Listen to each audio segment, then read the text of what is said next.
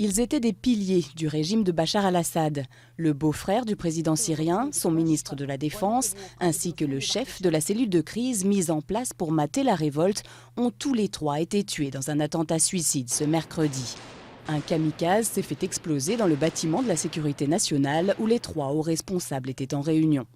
L'attentat, qui a également blessé le ministre de l'Intérieur et le chef de la sécurité nationale, a été revendiqué par l'armée syrienne libre, constituée de déserteurs et de civils armés. Les rebelles avaient prévenu dès dimanche, quand ils ont commencé à marcher sur Damas, la prise de la capitale était leur objectif. Depuis, les combats y font rage, notamment à Midan, un quartier historique situé non loin du centre-ville. Sur le front diplomatique, les États-Unis et la Grande-Bretagne haussent le ton, Paris aussi. Compte tenu de ce degré de violence, cela rend d'autant plus nécessaire et urgent le fait de trouver une transition politique qui permette au peuple syrien d'avoir un gouvernement qui exprime ses aspirations profondes.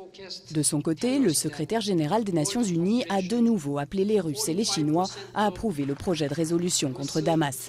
Le projet, présenté par les Européens et les Américains, menace le régime syrien de sanctions économiques s'il ne renonce pas à utiliser ses armes lourdes contre l'opposition.